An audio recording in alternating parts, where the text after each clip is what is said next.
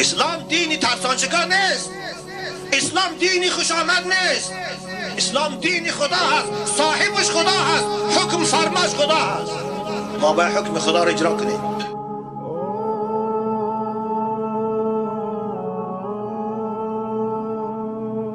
بنجای تاجیک پگر روزی هم خیلی میشه شما.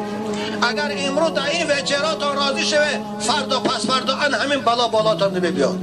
الکاید من شنیدم گارکی اروسا الکاید در تاجیکای ما بود است. رستورانات رو توی میکردین، جوانای حیوان مجازی ما رفیقاشان در اونجا گارکی میگفتن این عروس بوسه میکرده. در پیش بسیاری بچی تاجیک با بطور شوی مسلمان های عروس در بین بسیاری بوسه میکنه.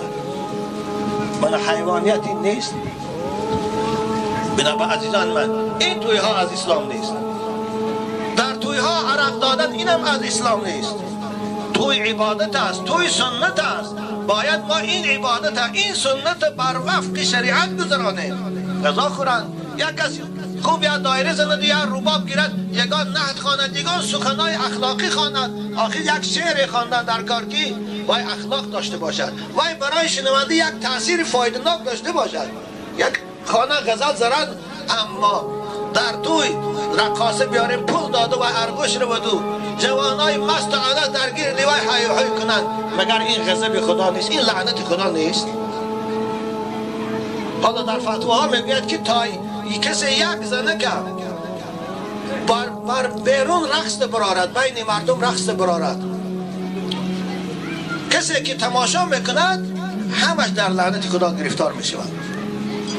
حتی صاحبی مسلک میگوید که از یک زنی رقاصه رو در میدان در آوردن، اهل همین محله را هم برش کسی کشد، به گناه کشد. گناه این قاتل آسانتر است از گناه این دیدن. چرا که وای همه شهید شدن، قاتل خودش گناهگار. اما این زنی بدبختی رقاصه همین تماشا بنا را در عذاب خدا گرفتار کرد. عزیزان من، این چشمای شما صاحب دارد. این چشم خدایی که به اختیار تو داده است، پول ندادیش. برای یک پردی چشمک گرفتن میبینی $1000 میتی، برای یک عینک گرفتن میری $300 میتی. این چشمی که خدا به تو داده است به هیچی و به پول، خیال میکنی تو زنگای رقاصه رو تماشا میکنی، پگه این چشم جوابش نمیتی؟ نه، این چشم ها امانت هست.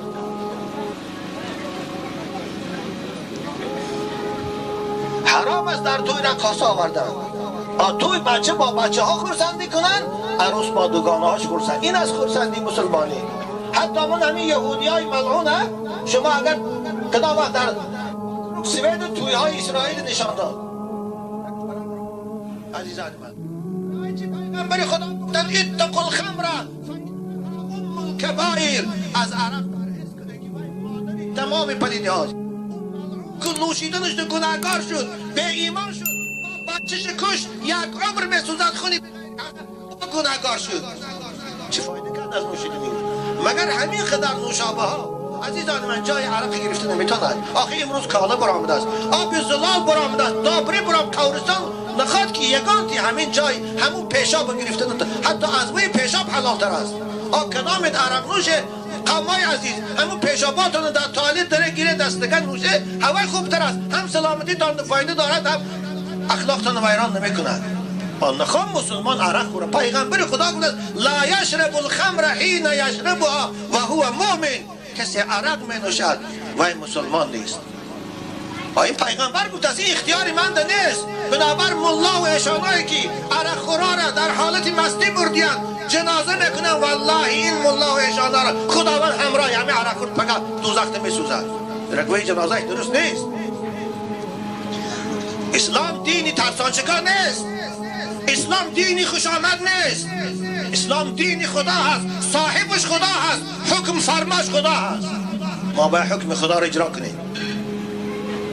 پیغمبر ما از روزی که رسول اکرم شدن و به عالم مبعوث شدن ضد عرق مبارزه بردن. این امر خدا هست. ضد عرق مبارزه بردن. چو عرق می نوشن بچه‌ای، چو جوانای امروز اکنون این مصیبت کمتر نبود. مادر تاجیک عرق می نوشد. من هفته گذشته یک آدمی منصبداری کلان نامش گم به خاطر خجالت میشن آمد از نزد من، زنش 3 طلاق کرده. پرسیدم سبب طلاقش باش، والله من شرم دارم گفتم. من ایزا میکشم به همه آبرو همه واقعه رو گویم.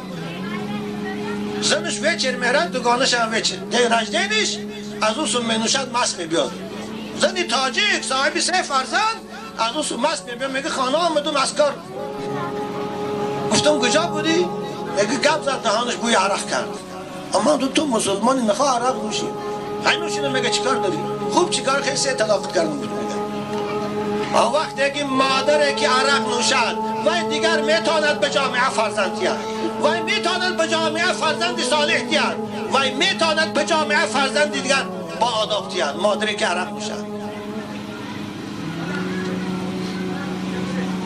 بنابر عرق حرامه. کسی او را حرامیش شوخی میداند و مینوشد والله وی کافر است و زنش طلاقه و نکاحش نکاح نیست و جنازه. بنابر من از ملاهای خواهش میکنم ملاهای نکاحگر دامادایی که در وقت نکاح مست میبیاید و یا را نکاح نکنید و یا را خواستم قبول کردنشان درست نیست، زیرا که مست است. حتی فتواها میگه من شرب الخمر و ساده لم یحل صیده. کسی عرق نوشید در حالت مستی اگر شکار کند، خواه چنچک میپراند، خواه صید میپراند، خواه آهو، خواه کب، صیدش حرام است. و من شرب الخمر و ذبح لم یحل ذبیحته. کسی عرق نوشید در حالت مستی اگر کشد مال گوسفند گاو کشد گوشتش حرام است. و چگونه نکاح این جوانی مزگی عرق نوشیدگی که در بهترین لحظه حلالی جای این زن از وای حلالتر برای مرد دیگر چیزی نیست، از وای فرزند میشود. وای آینده زندگیت است. در همون حالت که مست شده تو میبیایی عروس و دامادی را خواستم قبول میگویی و چطور نکاح میشود؟ نه، بنابر عرق حرام است عزیزان من، ننوشه. رسول اکرم گفتن من شرب الخمر، کسی عرق می نوشد خداوند او را از شرابی زقوم دوزخ می نوشاند. زقوم دوزخ عزیزان من کسلاته است. مفسرین کرام میگویند کسلاته است که مثل کسلاته که امروز است، درست هرچی پرتوی می سوزد نابود می شود.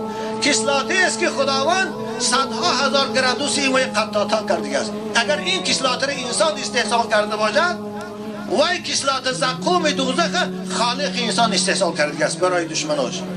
از هوای می نوشاندش که به مجرد نزدیک آمدن همه گوشت و پوست و روش داخلش به دیگه همش پاره پاره شده ریخته می رود.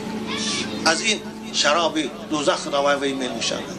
بنابراین عزیزان من عرق نوشه. عرق خدا حرام کرده است. نگوید که او از آب انگور است و از دیگر چیز است. هر چیزی که مست کننده است، خواه عرق است و خواه نشه، خواه گیراین است و خواه نرکاتیک، همش از نظر اسلام یک حکم دارد، حرام است.